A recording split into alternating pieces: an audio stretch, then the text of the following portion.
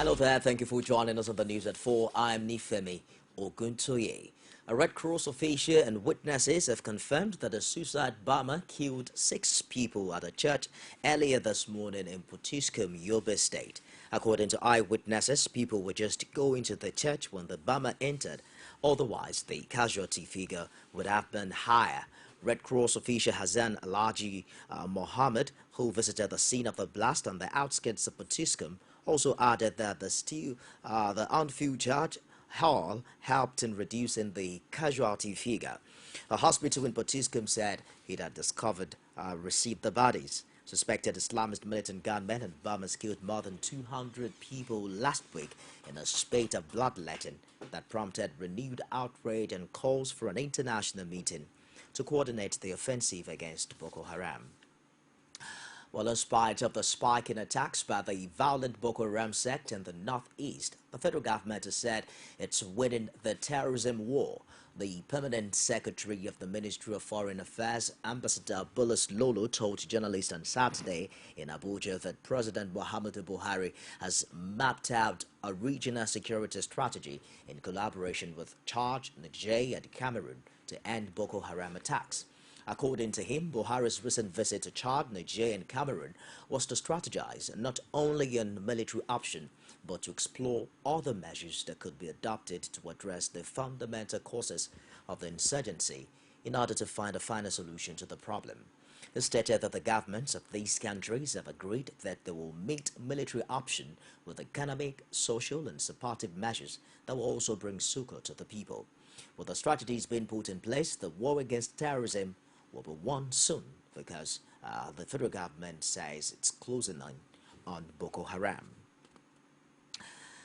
Meanwhile, President Muhammadu Buhari on Saturday promised that his administration will ensure that all cases of political assassination, intimidation, and kidnappings in the country are thoroughly investigated. These, are said, would be done with a view to ensuring that the perpetrators are speedily brought to justice, irrespective of their political affiliation.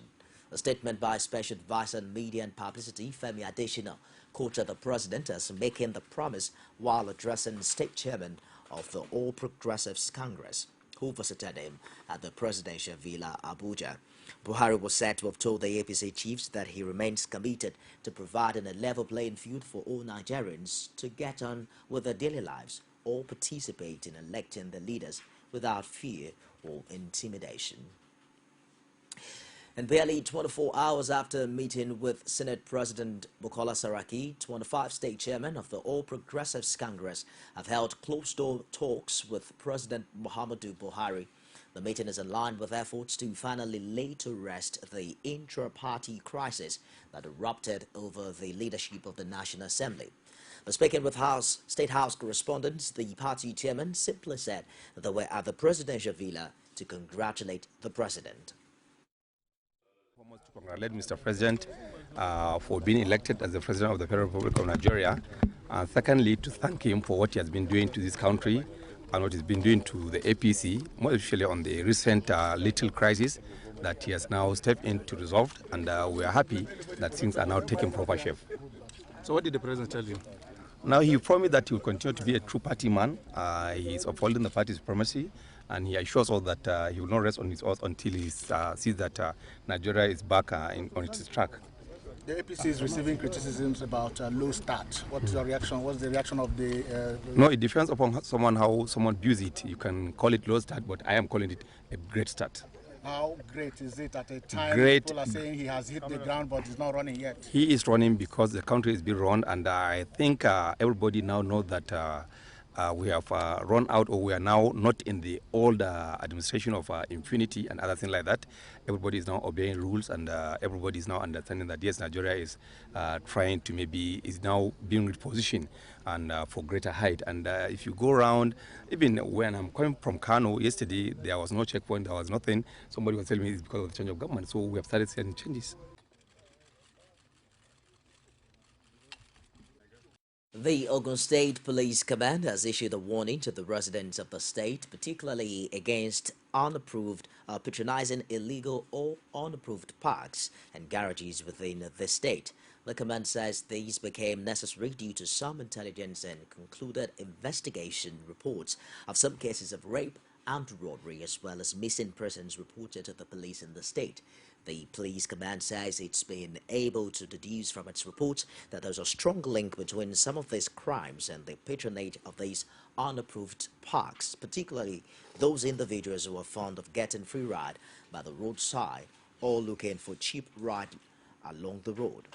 The command added that he had recently arrested and investigated some serial rapists who have confessed to the police some of the tricks of picking people by the roadside, raping and robbing them thereafter. The command says it's now appealing to the general public to always patronize government-approved parks and garages in all zones of Ogun State, such as Akoto Parks, Abeokuta, Isaleo Park in Shagamu, Ibadan, Lagos Parks in Ijebu, and other parks in Yewa and Awori zones of the state. It added that it's working with the state government to ensure that such unauthorized parks are closed down. The army authorities plan to deploy new cadets to join the military operation against insurgents in northeast Nigeria.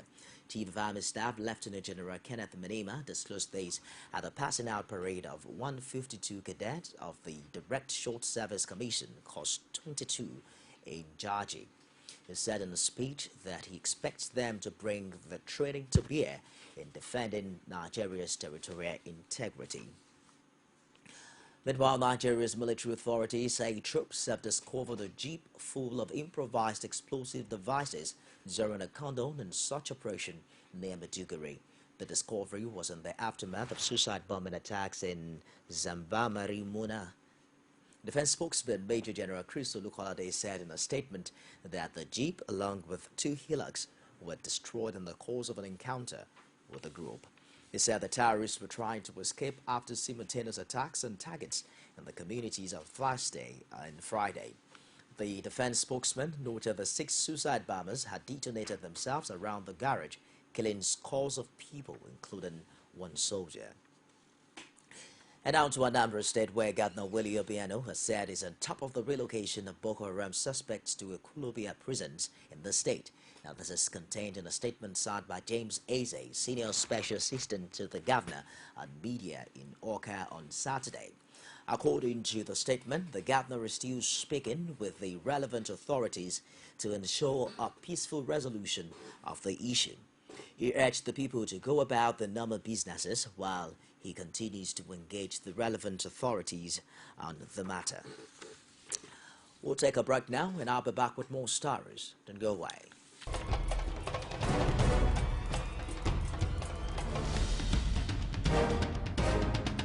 This is what the people are saying. You don't run a big economy with generator. They need to do more in terms of energy and power. Many things to do for this Nigeria about lights, water, and new TT. For Nigerians that are not gullible, we know that good laws have done nothing good for this country. Buhari won the election convincingly. Talk to your husband that you should keep promise about what you said, and because people are watching you, you know, another election is coming. Also, some people will strong for Yoruba land, will be strong man. You don't die. This nation is moving forward. The best is going to take place. The people giving voice to the voiceless. Welcome back. You can get all of our top stories on any of our social media platforms. On Facebook, it's facebook.com/CoreTV News. Our Twitter handle is at CoreTV News NG. We're streaming live on YouTube. It's youtube.com/CoreTV, live space and news. The Kano State government has described as false reports in some national dailies and online media that Governor Abdullahi Ganduje has banned Christian residents in the state from going to church on Sundays. The State Commissioner for Information, Mohammed Gadra, who made the remark while briefing newsmen in Kano, said the report was false and unfounded. He said the state government is very much aware and mindful of the freedom of religion as enshrined in the Constitution of the Federal Republic of Nigeria. Garba then called on journalists to always check facts and balance their stories and reports with high sense of fairness and responsibility. He said the government extended the monthly sanitation exercise up to Sunday, but only for the staff of the Refuse Management Board to enable them clear up the heap of refuse in the state. The National Human Rights Commission has received a petition from Oruago community in Kwara State over alleged murder, brutality, intimidation, unlawful arrest and detention of its members by the Nigeria Police Force. The petition, which was submitted in Abuja on Monday, accused the police of storming the community on June 12 and causing the murder of a community member, Bola Tito Balogun, and bodily injury to several others, including Topo Olugemo, who was reportedly lying critically in the hospital. President of the Oruago Community Development Union, Richard Olushola, accused the police of taking sides with the Fulani who allegedly precipitated the crisis, leading to a feud between cattle herders and farmers in the community. He further alleged the 9 people arrested in April and June were languishing in police custody in Abuja without pressing any charges against them in court. He further described the incident as a calculated violation of rights and privileges, which began in April this year.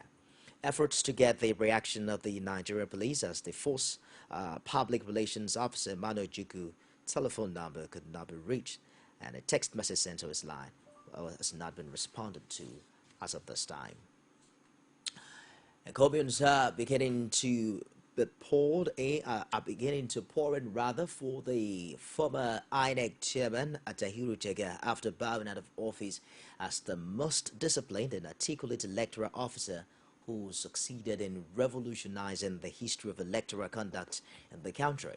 Since his leave in office, key politicians and political commentators have challenged the predecessor to surpass his achievement and uphold the principles Jega stood for. Another twist to the issue has also been the reaction that followed the presidency appointment of Aminu Zekari as the new acting chairman over Mohammed Wali, who was INEC chairman only for 3 hours. Our correspondent Amataya Law has details on the report. June 8, 2010, when he was appointed by President Goodluck Jonathan as the new INEC chairman, subjected to Senate confirmation as a replacement for Maurice Iwu, who had vacated the position on 28 April 2010. Professor Atairu Mohammed Jega would set to work with the 2011 elections as his first assignment.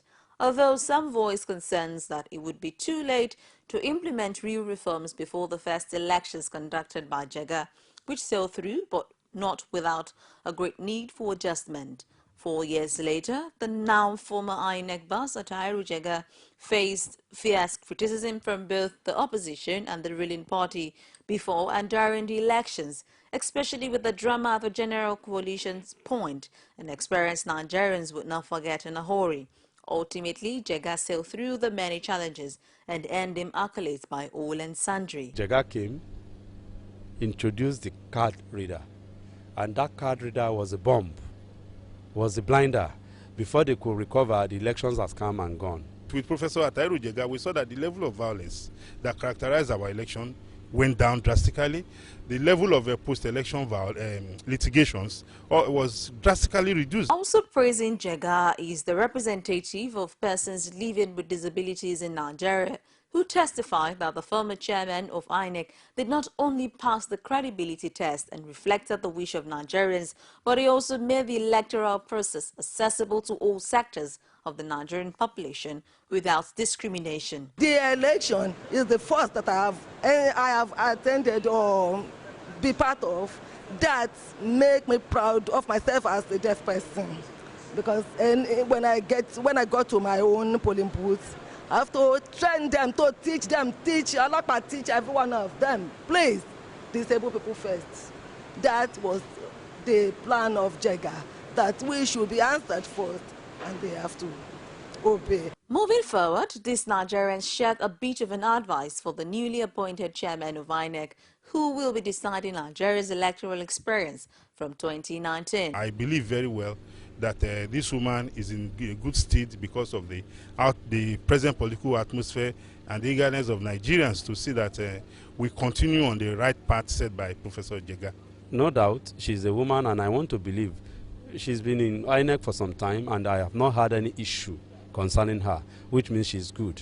And I want to believe that because of that, then definitely, God helping us. I pray that the new woman there now should do more than what he did. But for this Lagos-based legal practitioner and public affairs analyst, Liboros Oshoma, he expressed reservations about the newly appointed INEC chairman, and while commending the former chairman for the feats he achieved in the 2015 elections. No matter how independent or unbiased she might want to be, there will always be that allegation of she's close to the president.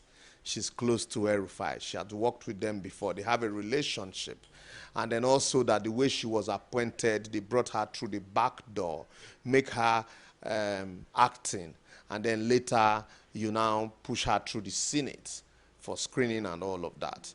While we are now saying that, yes, the way Jega came on board, fantastic. Let's take it a notch further by even advertising and then setting up a committee to screen whoever would be appointed as the chairman. While many have rated Jega's administration as transparent, they however look forward to a more improved electoral system in 2019 and beyond. Omotayo Alo, CoreTV News, Lagos. Meanwhile, the People's Democratic Party has said it will continue to demand the removal of the acting chairman of Independent National Electoral Commission, Amina Zakari. He says this was the position taken by the party at the meeting of members of the National Working Committee, despite what it described as attacks on its officials by the presidency. The party said it was privy to the fact that Zakari, who it claimed has a strong relationship with President Muhammadu Buhari and a very prominent APC Northwest governor, is allegedly collaborating with the ruling party to post resident electoral commissioners of its choice to Kogi and Bayelsa states ahead of the forthcoming governorship elections in those areas. The PDP raised the alarm of alleged moves to use the period of Zakari's stay as head of the commission to allegedly tinker with electoral personnel and materials for the two states in favor of APC. PDP National Publicity Secretary Olisa Metu, in a statement in Abuja on Saturday, said President Buhari, in appointing Zakari, failed to take into cognizance the moral call to detach himself from the operation of the electoral body, thereby completely eroding the independence of the commission. Kaduna State House of Assembly have screened 115 interim management committees in the state. The screening, which met with the governor's nominee order, involved all the 23 local government chairmen alongside the councillors at the Lord Lugard Hall in Kaduna.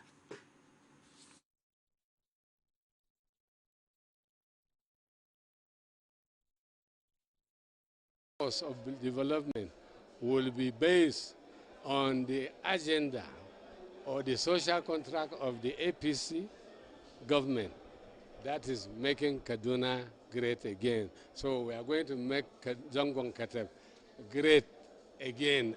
I intend to involve the youths, the women, the elders, in fact everybody in the community is going to be involved in this process of change that has started. I have come with a lot of experiences from the outside world, and I intend to display it in Chukwu local government. As far as I'm concerned, I know the terrain. The Kaduna South local government area is my own local government. I was born there and brought up there, and I am fully aware of the challenges there. All I will say is to seek the support and backing of all the citizens and indigents living or residing in that area, particularly those that are politically oriented, so that we can move the local government forward.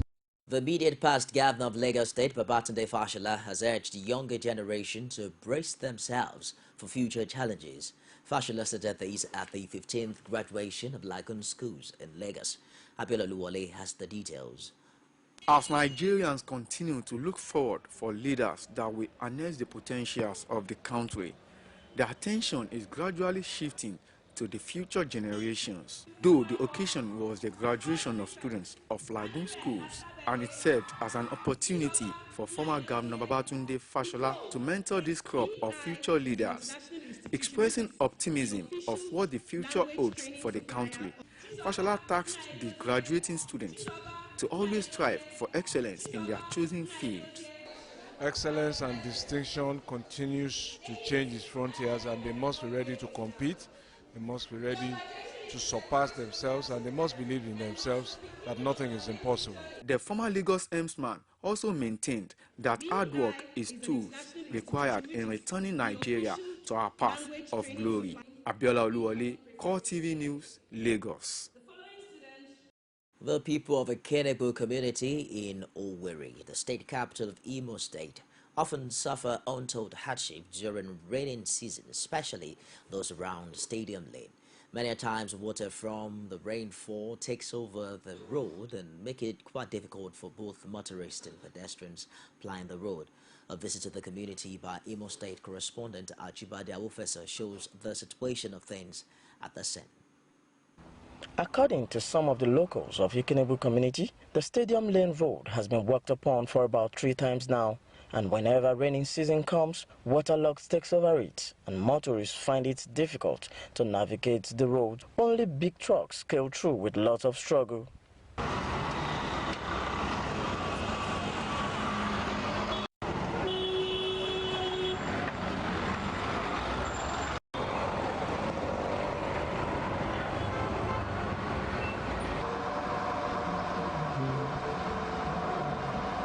To Okwe Idochi, the truck driver, constructing a road without proper drainage system is a waste because in no time the road will be destroyed. He said many roads in the state has no drainages, and those that have, they are not well maintained, causing havoc to the roads. No, any road without gutter can be destroyed at any time. Drainage? Drainage, yeah. So they should work on drainage before the tidying of the road. That's the most important thing, because without drainage, even you walk it strong, see the road will still spoil because of the water. However, pedestrians are not left out. Most of them have to either go through the bush path or tiptoe through the roadside main fence each time they ply that particular route.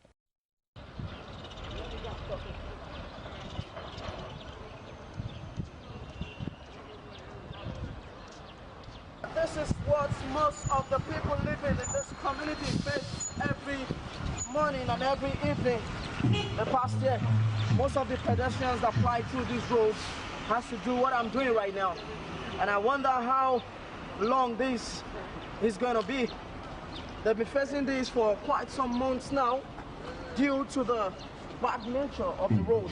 To this effect, some of the residents have this to say. Yes.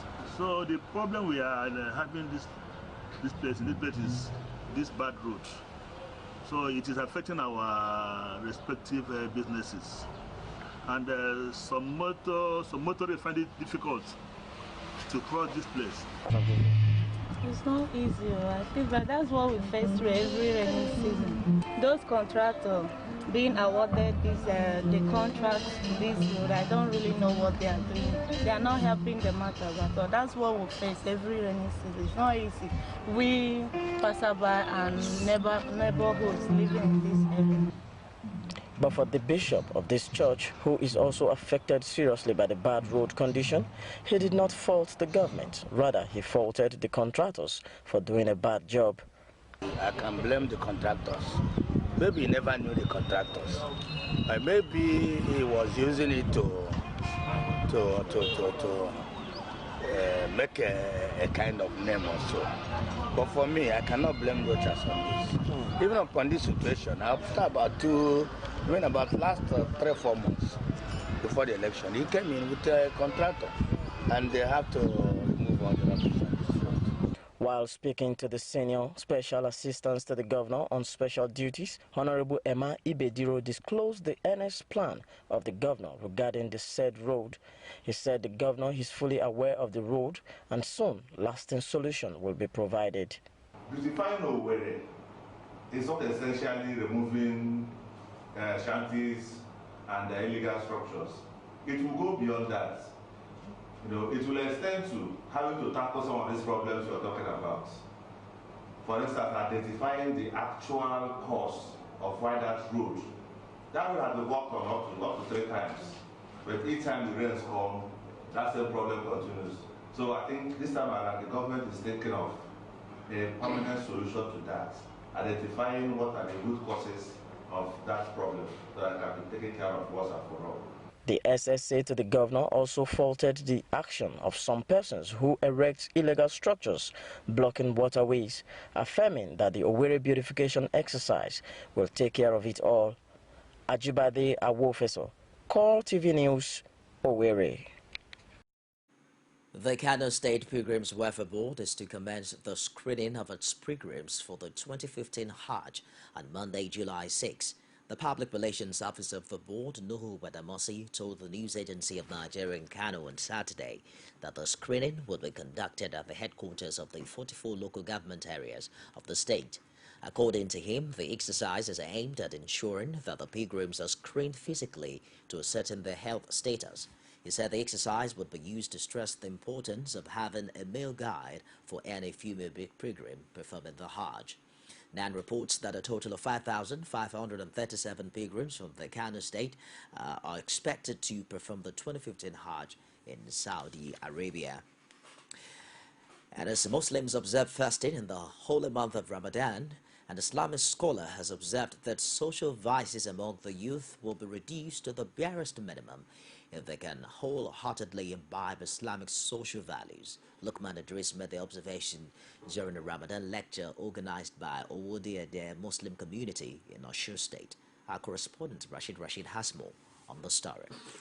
To say that social vices among the youth increase by the day is stating the obvious. This perhaps explains why this lecture was organized with the aim of providing Islamic solutions to the vices. The guest lecturer, Ustaz Lukman Idris, identified diverse and guided use of the internet and bad peer group as part of the causes of social vices among the youth. He wants the youth to adhere strictly to the Islamic social values and also parents not to neglect their responsibilities. If we are going to change our environment, or we want to curb social vices in our environment, we should make sure that we sanitize our agent of socialization.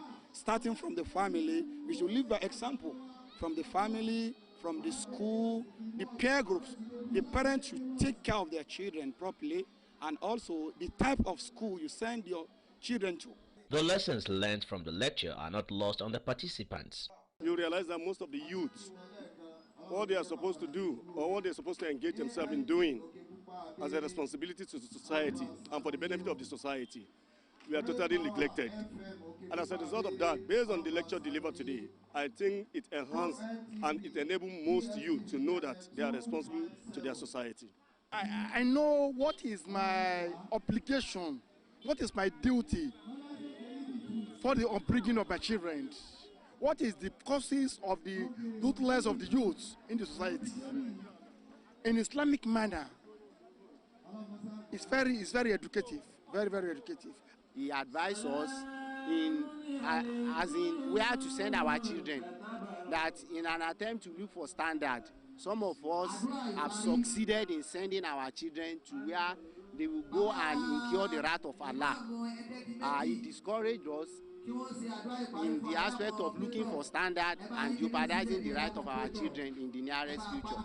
Participants also expressed optimism that Nigeria will have a secured future if the youth could see the Holy Prophet Muhammad as their model instead of leaders who are morally and spiritually corrupt. Rashid, CoreTV News, Owodiede, Osun State. You're watching CoreTV News on the hour at 4. We'll take a break now, and I'll be back with more stories. Don't go away. As news breaks, people don't let events pass without giving their comment or reactions. When the problem arises in society, these are the people that should be consulted. To cleanse the corruption in society, we are not to provide information for good life and also security of life and property in this country. The academic society have the loudest voice on this platform. Whether you call it a sovereign national conference or a national conference, it is about the people of Nigeria. There should be a change in power. In any way they can do it. I think there's a script already. Every Tuesday at 8:45 p.m. on this station. From the Ivory Tower, a must-watch for the learning minds.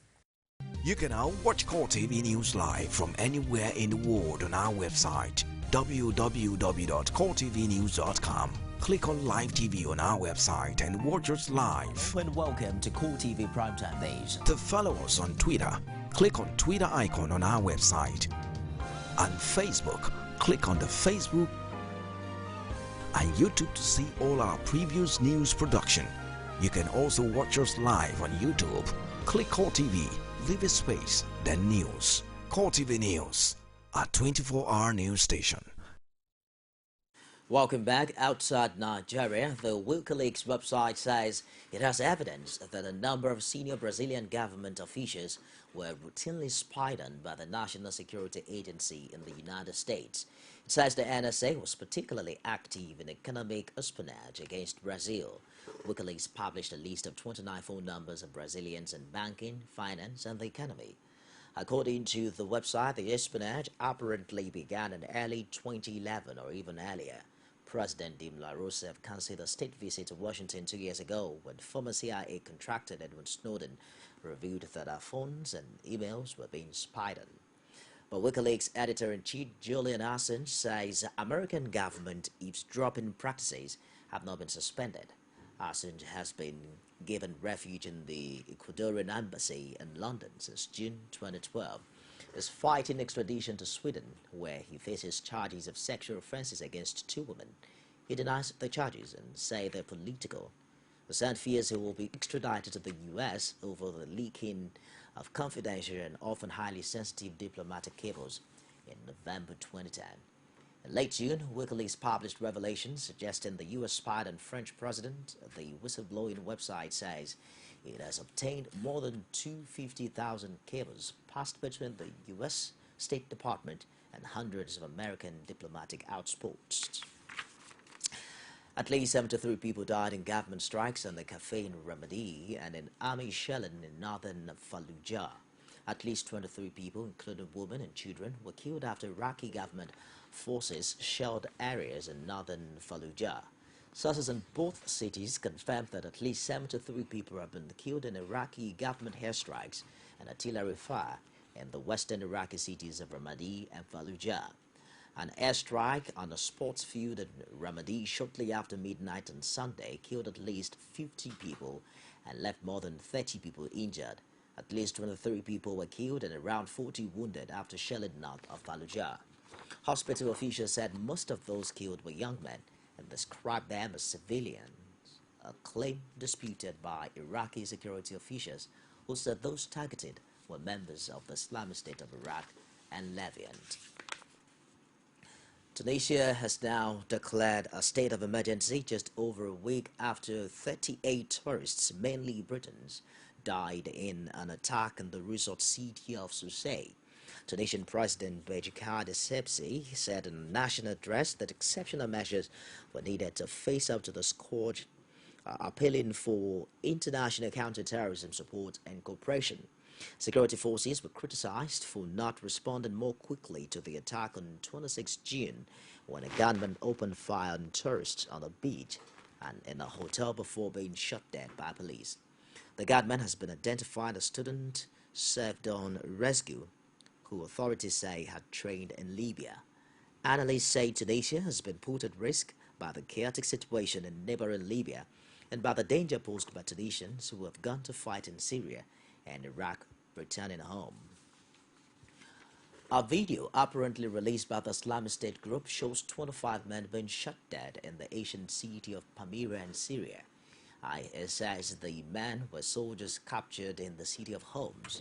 Stills from the video showed the killers to be young males, possibly even as young as 13 or 14. However, the video was distributed by accounts known to be linked with Islamic State militants. It's not clear when it was filmed. The killings took place on a stage at the front of the amphitheater before a large black flag. Several hundred men in civilian clothes are filmed sitting on steps watching the shootings. Among them was a young boy. The Nigerian Electricity Regulatory Commission has said no electricity distribution company has received approval to increase tariffs payable by customers. Next position is in reaction to complaints by consumers who say that some of the discos have increased the tariffs while others are making plans to raise the power consumption rates. Responding to the fears expressed by the Nigerian Electricity Advocacy Network that some discos were warming up to review tariffs from this month, the NEC chairman, Dr. Sam Amadi, said the commission had not approved any tariff review for any electricity distribution company. He stated that there were procedures to be followed before the discos would receive approval from the commission with respect to tariff hike, and stressed that consumers should report any power firm that failed to follow laid down guidelines. He said the power firms were aware of the rules and anyone that contravenes the guideline will be sanctioned. And now to sports. Members of Argentina's star Lionel Messi's family were attacked by Chile fans during the first half of the Copa America final between the two sides on Saturday evening. The incident occurred just before halftime when supporters of La Roga began to insult the Barcelona forward's family. The 28-year-old's brother Rodrigo was hit by one fan after an angry exchange, and the whole family were moved to a television cabin at halftime for their own safety.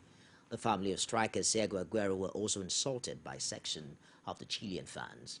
Messi, meanwhile, was handed some rough treatment by the rival defenders at the Estadio Nacional and was struck in the chest by a violent kick from defender Gary Medel in the first half. Losing on penalties to Chile on Saturday has not prevented Gerardo Martino's men from overtaking the World Cup winners at the top of the list.